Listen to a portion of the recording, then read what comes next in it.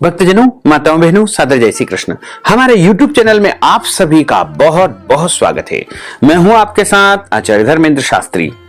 आज हम आपको महाशिवरात्रि की दिव्य और ज्ञानमयी कथा सुनाने जा रहे हैं। इस कथा को अंत तक सुनिएगा और सुनने के बाद अधिक से अधिक लोगों को शेयर भी कर दीजिएगा। तो सबसे पहले आपको और आपके पूरे परिवार को महाशिवरात्रि महापर्व की बहुत बहुत शुभकामनाएं और बधाइयां। बाबा भोलेनाथ एवं माता पार्वती जी का भरपूर आशीर्वाद आप सभी के जीवन पर सदैव बना रहे। आप सभी सुखी रहें, स्वस्थ रहें, व्यस्त रहें, मस्त रहें, निरंतर उन्नति तथा प्रगति को प्राप्त करते रहें। सभी से अनुरोध है कि इस ज्ञानवर्धक वीडियो को अंत तक देखें और देखने के बाद, सुनने के बाद अधिक से अधिक लोगों को शेयर भी कर दीजिएगा, ताकि सभी सनातन धर्म को मानने वाले भक्तजन, माताएं, बहनें इसको सुनकर के भगवान भोलेनाथ की कृपा को प्राप्त कर सके। फाल्गुन मास के कृष्ण पक्ष की चतुर्दशी तिथि को महाशिवरात्रि का महापर्व मनाया जाता है। इस दिन भोले बाबा की पूजा अर्चना करने से भक्तों को मनचाहा फल प्राप्त होगा। सत्य ही शिव है और शिव ही सुंदर है, तभी तो भगवान आशुतोष को सत्यम शिवम सुंदरम कहा जाता है। भगवान शिव जी की महिमा अपरंपार है। भोलेनाथ को भंडारी कहा गया है और जितने भी देवी देवता हैं उनमें सबसे जल्दी प्रसन्न होने वाले यदि कोई देवता है तो वो भोलेनाथ है। और भोलेनाथ को प्रसन्न करने का सबसे बड़ा जो महापर्व है वो महाशिवरात्रि है, जैसे चतुर्दशी तिथि युक्त फाल्गुन मास के कृष्ण पक्ष की चतुर्दशी तिथि को ही मनाया जाता है। श्री शिव महापुराण में बताया गया है कि महाशिवरात्रि का जो महापर्व है वो सबसे बड़ा पर्व माना गया है और इस दिन भोलेनाथ अत्यधिक प्रसन्न अवस्था में रहते हैं। फाल्गुन कृष्ण चतुर्दश्या मादिदेवो महानिशि शिवलिंग तयोद्भूत कोटि सूर्य समप्रभ। ईशान संहिता में बताया गया है कि फाल्गुन मास की कृष्ण पक्ष की चतुर्दशी की रात्रि में आदिदेव भगवान शिव करोड़ों सूर्य के समान प्रभाव वाले शिवलिंग रूप में प्रकट हुए थे। सृष्टि की शुरुआत में इसी दिन आधी रात में भगवान शिव का निराकार से साकार रूप में ब्रह्म से रुद्र के रूप में अवतरण हुआ था। प्रलय की बेला में इसी दिन प्रदोष के समय भगवान शिव तांडव करते हुए ब्रह्मांड को तीसरे नेत्र की ज्वाला से भस्म कर देते हैं। इसलिए इसे महाशिवरात्रि या जल रात्रि के नाम से भी जाना जाता है। महाशिवरात्रि पर्व की विशेषता है कि सनातन धर्म के सभी भक्त इस त्योहार को बड़े धूमधाम से मनाते हैं। महाशिवरात्रि के दिन भक्त जप करते हैं, तप करते हैं, व्रत रखते हैं और इस दिन भगवान शिव के शिवलिंग स्वरूप का अभिषेक तथा दर्शन करते हैं। इस दिन पवित्र जल से भोलेनाथ का रुद्राभिषेक किया जाता है। शिव मंदिर, शिवालय में बेलपत्र, धतूरा, दूध, दही, पंचामृत, शक्कर आदि से शिव जी का अभिषेक, पूजन अर्चन किया जाता है।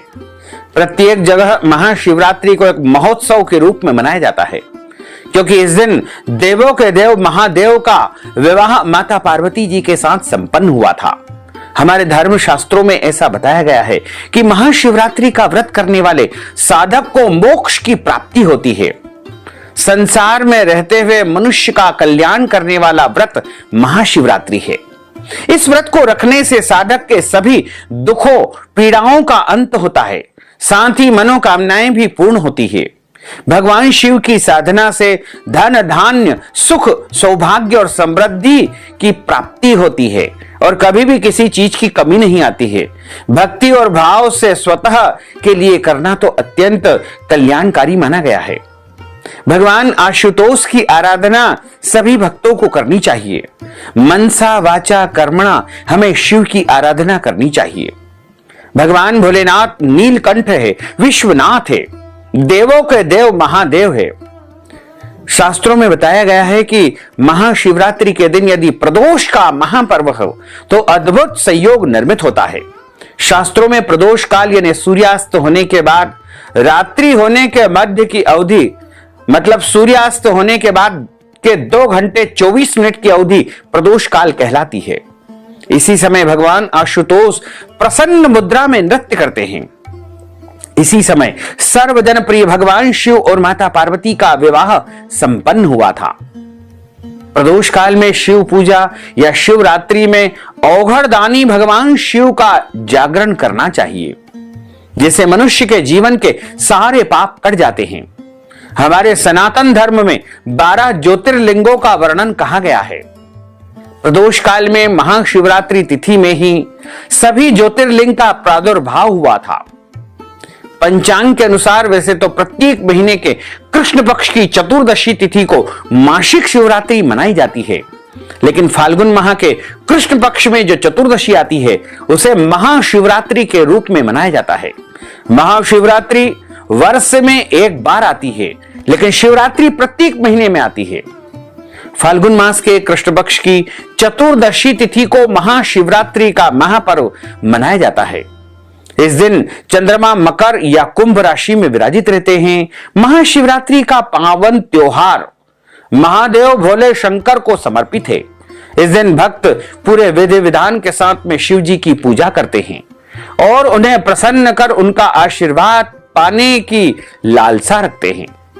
महाशिवरात्रि 2024 बड़ा ही शुभ और अद्भुत संयोग के साथ में आ रहा है। शास्त्रों में कहा गया है कि महाशिवरात्रि की रात में देवी पार्वती और भगवान भोलेनाथ का विवाह हुआ था। चूंकि इस त्योहार का नाम महाशिवरात्रि है, तो भक्तजन इस दिन रात्रि जागरण करके रात भर शिव जी की पूजा आराधना करते हैं। महाशिवरात्रि के दिन भगवान शिव और देवी पार्वती की पूजा के साथ साथ व्रत रखा जाता है। इस व्रत में आप फल या फलाहारी वस्तु लेकर के व्रत धारण करें और पूरे दिन जिस प्रकार एकादशी का व्रत रखा जाता है उन्हीं सभी नियमों का पालन करते हुए आपको महाशिवरात्रि का व्रत धारण करना चाहिए और अगले दिन सुबह ही सूर्योदय के बाद 2 घंटे की अवधि में व्रत का पालना करना चाहिए। महाशिवरात्रि के व्रत में विशेष रूप से ध्यान रखें कि इस दिन आपको काले कपड़े नहीं पहनना है। मसूर की दाल, मांस, मदिरा या लहसुन प्याज से दूरी बना करके रखना चाहिए। घर में किसी भी प्रकार का कोई गलत काम, अनैतिक कर्म, पाप कर्म नहीं करना चाहिए। रात्रि जागरण का विशेष विधान इसमें बताया गया है। महाशिवरात्रि का व्रत रखने वाले व्यक्ति की जीवन की जो भी इच्छाएं होगी, मनोकामनाएं होगी, वो पूर्ण हो जाएगी तथा उसे किसी भी प्रकार का कोई नरक नहीं मिलेगा। सभी तरह के पाप नष्ट हो जाएंगे और आत्मा की शुद्धि हो जाएगी। इसके अलावा महाशिवरात्रि का व्रत रखने से व्यक्ति को यदि कन्या है तो उसे मन चाहे वर की प्राप्ति होगी और यदि कोई मनुष्य यानी पुरुष यदि इस व्रत को रखेगा तो उसे मनवांछित वधु की या कन्या की प्राप्ति हो जाएगी। अविवाहित वर वधु को महाशिवरात्रि का व्रत अवश्य करना चाहिए, जिससे उनका शीघ्र विवाह संपन्न हो जाएगा। विवाह में यदि बाधाएं आ रही है तो महाशिवरात्रि का व्रत रखने से विवाह की सारी बाधाएं दूर हो जाती है। और इस दिन शिवलिंग का विशेष पूजन अर्चन करें। जिन लोगों को वैवाहिक जीवन में, शादीशुदा जिंदगी में समस्याएं आ रही है, पति पत्नी में मतभेद है, लड़ाई झगड़ा बहुत ज्यादा होता है, उन्हें भी महाशिवरात्रि का व्रत रख करके भगवान शिव और माता पार्वती की इस दिन पूजा अर्चना करनी चाहिए। महाशिवरात्रि के दिन व्रत रखने से घर में सुख, शांति और समृद्धि का आगमन होता है। इस दिन शिवलिंग में भगवान शिव का स्वयं आगमन होता है। महाशिवरात्रि का जो व्रत रखता है उसको सुबह सूर्योदय के पहले उठकर के स्नान कर लेना है, शुद्ध पवित्र वस्त्र धारण करना है तथा मानसिक रूप से भगवान भोलेनाथ का स्मरण करते हुए संकल्प धारण करें कि आज मैं निर्जला, निराहार या एक समय फलाहार करके या एक समय भोजन करके महाशिवरात्रि का व्रत धारण करूंगा। पूरे दिन व्रत रखे और अगली सुबह सूर्योदय के बाद ही आपको व्रत का पालना कर लेना चाहिए। महाशिवरात्रि व्रत सूर्योदय से लेकर के अगले दिन सूर्योदय तक लगातार 24 घंटों का बना रहेगा। महाशिवरात्रि के दिन यदि कोई मनुष्य भोले बाबा को मखाने की खीर का भोग लगा करके स्वयं फलाहार के रूप में ग्रहण करेगा तो भोलेनाथ अत्यधिक प्रसन्न होंगे और भक्तों को मनचाहा फल प्रदान करेंगे। इसके अलावा महाशिवरात्रि के दिन यदि कोई मनुष्य भोलेनाथ के ऊपर, शिवलिंग के ऊपर बिलपत्र चढ़ा करके उसका चूर्ण बना करके उसको पीस करके या उसका रस निकाल करके यदि कोई पी लेता है तो उसके जीवन में कोई भी कष्ट होंगे, संकट होंगे, शत्रु होंगे, पीड़ाएं होंगी, रोग होंगे, वो सब समाप्त हो जाएंगे। और भोले भंडारी की, देवाधिदेव महादेव की सदैव कृपा उसके जीवन पर बनी रहेगी। महाशिवरात्रि के दिन आपको किसी भी प्राणी को कष्ट नहीं देना चाहिए। न जाने बाबा किस वेश में आपके घर पर आ जाए। तो भोलेनाथ किसी भी स्वरूप में किसी भी समय आपके घर आ सकते हैं। साथ ही महाशिवरात्रि के दिन विद्वान ब्राह्मण को बुला करके रुद्राभिषेक अवश्य करवाना चाहिए। यदि आप हमारे माध्यम से अपने नाम गोत्र से रुद्राभिषेक करवाना चाहते हैं तो अपना नाम, गोत्र और नगद धनराशि हमारे व्हाट्सएप के माध्यम से, पेटीएम के माध्यम से, गूगल पे के माध्यम से भेज करके महाशिवरात्रि का रुद्राभिषेक हमारे द्वारा भी आप संपन्न करवा सकते हैं। शिवार्चन इस दिन करवाना चाहिए, या फिर आप चाहें तो इस दिन गन्ने के रस से भगवान भोलेनाथ का अभिषेक करें। जो मनुष्य महाशिवरात्रि की रात्रि में गन्ने के रस से भोले बाबा का अभिषेक करता है उसके घर में 10 दिशाओं से लक्ष्मी का आगमन होने लगता है। उसके घर में अखंड लक्ष्मी का वास होता है। रुपए पैसों की कभी भी उसके घर में कोई कमी नहीं आती है। और जो मनुष्य कुशा के जल से, यानी डाब के जल से, कुशा के जल से, जिसे हम पैंती भी कहते हैं, उसके जल से यदि शिवलिंग का अभिषेक करता है तो उसके पितृदोष समाप्त हो जाते हैं। यदि कोई मनुष्य गंगा जल से भोले बाबा का अभिषेक करता है तो उसके जीवन के सारे कष्ट और संकट समाप्त हो जाते हैं और उसके सारे पाप धुल जाते हैं। और कोई मनुष्य गाय के दूध से यदि भोले बाबा का रुद्राभिषेक करता है तो उसके जीवन में जो भी इच्छाएं होगी, मनोकामनाएं होगी, वो सब पूर्ण हो जाएगी और उसके घर में सुख शांति समृद्धि का वास होगा। और यदि कोई मनुष्य महाशिवरात्रि की रात में सरसों के तेल से शिवलिंग का अभिषेक करता है, उसके जीवन में यदि कोई शत्रु होंगे, रोग होंगे, तो वो समाप्त हो जाएंगे। लेकिन ध्यान रखें, सरसों के तेल से अभिषेक करने के बाद आपको गाय के दूध से भी अभिषेक करना अनिवार्य होगा। यदि आप स्वयं अपने माध्यम से घर में पूजन अर्चन करना चाहते हैं तो शिवलिंग को एक पात्र में विराजित कर ले और 4 बार जल चढ़ाएं, फिर दूध से स्नान कराएं, फिर शुद्ध जल चढ़ाएं, फिर दही चढ़ाएं, फिर शुद्ध जल से स्नान कराएं, फिर घी से स्नान कराएं, फिर शुद्ध जल से स्नान कराएं। उसके बाद भोले बाबा को शहद से स्नान कराएं, फिर शुद्ध जल से स्नान कराएं। उसके बाद शक्कर से स्नान कराएं, फिर शुद्ध जल से स्नान कराएं। और उसके बाद मिलित पंचामृत यानी दूध, दही, शहद, शक्कर, घी, इन 5 वस्तुओं को मिला करके भोले बाबा का अभिषेक करें। फिर भोले बाबा को शुद्ध जल चढ़ाएं, चंदन के जल से स्नान कराएं, इत्र के जल से स्नान कराएं, गुलाब जल से स्नान कराएं, भांग के जल से स्नान कराएं, चावल के जल से स्नान कराएं और गुलाब के पुष्प या पुष्प जल से भोले बाबा को स्नान कराएं। भस्म के जल से, भांग के जल से स्नान कराएं, फल के जल से स्नान कराएं। इन सब स्नान संपन्न होने के बाद भोले बाबा को ओम नमः शिवाय इस महामंत्र को उच्चारित करते हुए आप दूध की धारा उनके ऊपर समर्पित करते जाएं। उसके बाद शुद्ध जल से स्नान कराने के पश्चात चंदन का तिलक लगाएं, अक्षत चढ़ाएं। भोले बाबा को अक्षत जब हम चढ़ाते हैं तो पानी में गीले करके चावल उनको चढ़ाना चाहिए। उसके बाद कलावा यानी रक्षा सूत्र चढ़ाएं, जनेऊ जोड़ा चढ़ाएं। फिर भोले बाबा को बिलपत्र उल्टे चढ़ाएं। 3 पत्ते वाला बिलपत्र अति शुभ माना जाता है। पुष्प चढ़ाएं और उसके बाद इत्र लगाएं। अबीर गुलाल शिवलिंग के ऊपर चढ़ाएं। हल्दी, मेहंदी, सिंदूर जलाधारी के ऊपर चढ़ाएं। भोले बाबा को वैसे तो हल्दी नहीं चढ़ाई जाती है, लेकिन साल भर में केवल एक दिन यानी महाशिवरात्रि का अवसर आता है जब भोले बाबा को हल्दी चढ़ाई जाती है, क्योंकि इस दिन भोले बाबा का विवाह संपन्न हुआ है। भोले बाबा दूल्हे बनते हैं, इसलिए इस दिन भोलेनाथ को हल्दी चढ़ाई जाती है। भोले बाबा के साथ माता पार्वती भी जलाधारी के रूप में निवास करती है, इसलिए उनको हल्दी, मेहंदी, सिंदूर, सौभाग्य की वस्तुएं चढ़ा करके पुष्प अर्पण करें, धूप दीप दिखाएं, भोग लगाएं, नैवेद्यम, पंचमेवा, फल, मिठाई और जो भी आपके पास वस्तुएं हैं उनका भोग लगा करके और पान का बीड़ा, लौंग, इलायची अर्पण करें।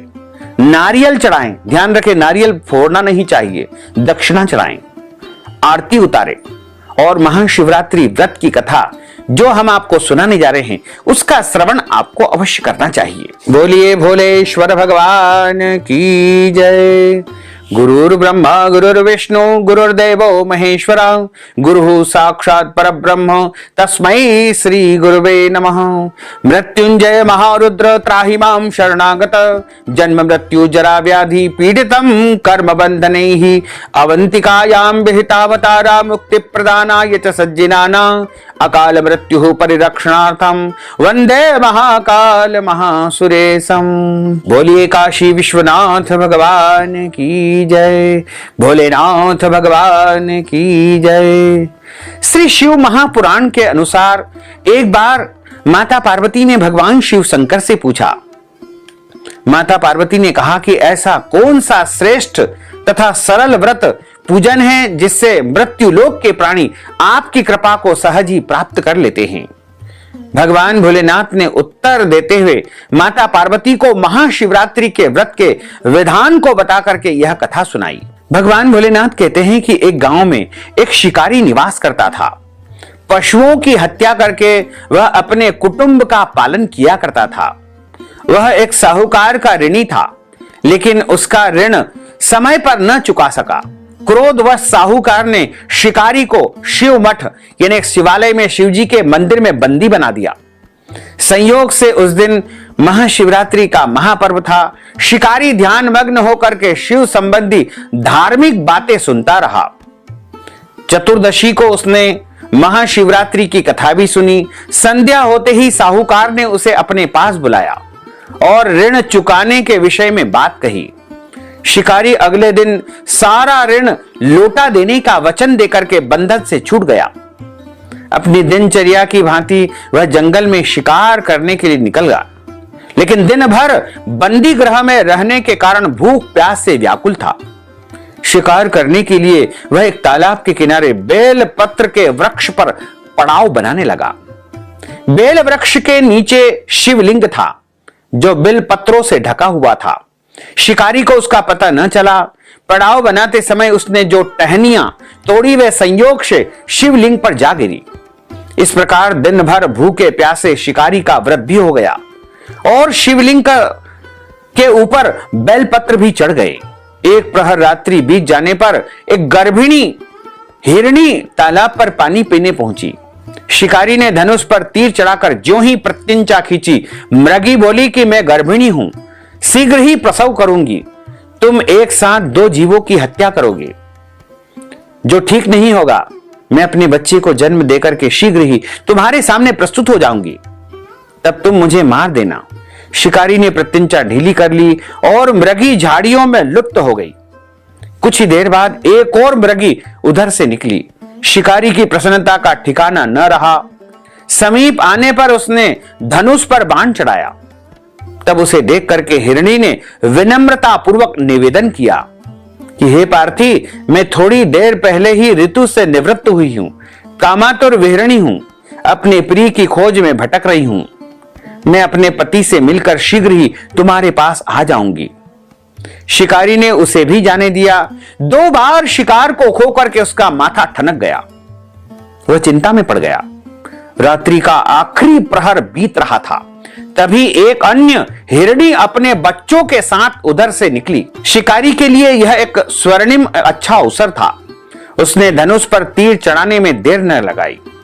वह तीर छोड़ने ही वाला था कि हिरणी बोली कि हे पार्थी, मैं इन बच्चों को पिता के हवाले करके लौट आऊंगी, इस समय मुझे मत मार। शिकारी हंसा और बोला, सामने आए शिकार को छोड़ दूं? मैं ऐसा मूर्ख नहीं हूं। इससे पहले मैं 2 बार अपना शिकार खो चुका हूं। मेरे बच्चे भूख प्यास से तड़प रहे होंगे। उत्तर में हिरणी ने फिर कहा कि जैसे तुम्हें अपने बच्चों की ममता सता रही है, ठीक वैसे ही मुझे भी इन बच्चों की ममता सता रही है। इसलिए सिर्फ बच्चों के नाम पर मैं थोड़ी देर के लिए जीवन दान मांग रही हूं। हे पार्थी, मेरा विश्वास कर, मैं इन्हें इनके पिता के पास छोड़ करके तुरंत लौटने की प्रतिज्ञा आपके सामने करती हूं। उस हिरणी के दीन वचन को सुनकर के शिकारी को उस पर दया आ गई। उसने उस हिरणी को जाने दिया। शिकार के अभाव में बेल वृक्ष पर बैठा शिकारी बेल पत्र तोड़ तोड़ करके नीचे फेंकता जा रहा था। सुबह होने को आई, पो फटने को आई, एक हष्ट पुष्ट हिरण उसी रास्ते पर आया। शिकारी ने विचार कर लिया कि इसका शिकार वह अवश्य ही करेगा। शिकारी की तनी प्रत्यंचा को देख करके वह हिरण विनीत स्वर में बोला कि हे पार्थी भाई, यदि तुमने मुझसे पूर्व आने वाली 3 मृगियों तथा छोटे छोटे बच्चों को मार डाला है तो मुझे भी मारने में विलंब न करो, ताकि उनके वियोग में मुझे एक क्षण भी दुख न सहन करना पड़े। मैं उन हिरणियों का पति हूं। यदि तुमने उन्हें जीवन दान दिया है तो मुझे भी कुछ क्षण जीवन दान देने की कृपा करो। मैं उनसे मिलकर के तुम्हारे सामने उपस्थित हो जाऊंगा। हिरण की बात को सुनते ही शिकारी के सामने पूरी रात का घटना चक्र घूम गया। उसने सारी कथा हिरण को सुना दी। तब उस मृग ने कहा कि मेरी तीनों पत्नियां जिस प्रकार प्रतिज्ञाबद्ध होकर के गई है, मेरी मृत्यु से अपने धर्म का पालन नहीं कर पाएगी। अतः जैसे तुमने उन्हें विश्वास पात्र मान करके छोड़ा है, वैसे ही मुझे भी जाने दो। मैं उन सबके साथ तुम्हारे सामने शीघ्र ही उपस्थित होता हूं। उपवास, रात्रि जागरण तथा शिवलिंग पर बेलपत्र चढ़ाने से शिकारी का हिंसक हृदय निर्मल हो गया। उसमें भगवत भक्ति, शिव भक्ति का वास हो गया। धनुष तथा बाण उसके हाथ से सहज ही छूट गए। भगवान शिव की अनुकंपा से उसका हिंसक हृदय कारुणिक भावों से भर गया। वह अपने अतीत के कर्मों का पश्चाताप करने के लिए आतुर होने लगा। पश्चाताप की ज्वाला में जलने लगा। थोड़ी ही देर बाद वह हिरण अपने पूरे परिवार के साथ शिकारी के सामने उपस्थित हो गया, ताकि वह उनका शिकार कर सके। किंतु जंगली पशुओं की ऐसी सत्यता, सात्विकता एवं सामूहिक प्रेम भावना देख करके शिकारी को बड़ी ग्लानि हुई। उसके नेत्रों से आंसुओं की झड़ी लग गई। उस हिरण परिवार को न मारकर शिकारी ने अपने कठोर हृदय को जीव हिंसा से सदा के लिए हटा लिया। कोमल एवं दयालु बन गया। देवलोक से समस्त देव समाज भी इस घटना को देख रहा था। घटना की परिणति होते ही देवी देवताओं ने पुष्प वर्षा की। तब शिकारी तथा मृग परिवार सुंदर स्वरूप को धारण करके और एक विमान में बैठ करके शिवलोक को प्राप्त हुए। इस प्रकार महाशिवरात्रि का व्रत पूजन जो कोई भी मनुष्य जाने या अनजाने में करता है, तो निश्चय ही उसे उसके जीवन के सारे पाप नष्ट करने का अवसर मिलता है और उसे शिवलोक की, शिव सिद्धि की, भगवान शिव जी के सानिध्य की प्राप्ति होती है। बोलिए शंकर भगवान की जय, पार्वती माता की जय। अच्युतम केशवम राम नारायणम कृष्ण दामोदरम वासुदेवम हरे, श्रीधरम माधवम गोपिका वल्लभम, श्री जानकी नायकम श्री रामचंद्रम भजे, जानकी मनोहरम सर्वलोक नायकम, श्री शंकरादि सेवितम पुण्य नाम कीर्तनम, श्री राम राम राम राम राम नाम तायकम, रामा कृष्णा वासुदेवा भक्ति मुक्तिदायकम, रामा कृष्णा वासुदेवा भक्ति मुक्तिदायकम। बोलिए शंकर भगवान की जय, पार्वती माता की जय। भक्तजनों, अब हम सब मिलकर के बाबा भोलेनाथ की आरती का गायन करेंगे। ओम जय शिव ओंकारा, भोले हर शिव ओंकारा, ब्रह्मा विष्णु सदा शिव, भोले भोलेनाथ महादेव, अर्धांगी धारा, ओम हर हर हर महादेव, एकानन चतुरानन पंचानन राजे, भोले पंचानन राजे, हंसासन गरुड़ासन, हंसासन गरुड़ासन, वृषवाहन साजे। ओम हर हर हर महादेव। दो भुज चार चतुर्भुज दश भुज ते सोहे, बोले दश भुज ते सोहे।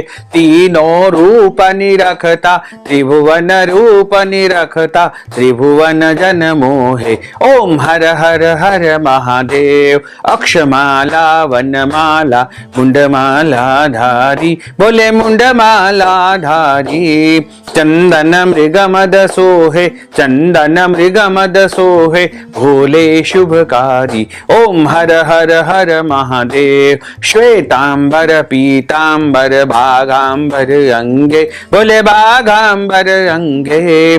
सनकादिक ब्रह्मादिक, सनकादिक ब्रह्मादिक भूतादिक संगे। ओम हर हर हर महादेव। कर के मध्य कमंडल चक्र त्रिशूल धरता, बोले चक्र त्रिशूल धरता। जग करता जग हरता, जग पालन करता। ओम हर हर हर महादेव। ब्रह्मा विष्णु सदा शिव जानत अविवेका, बोले जानत अविवेका। प्रणवाक्षर के मध्य ओमाक्षर के मध्य, ये तीनों एका।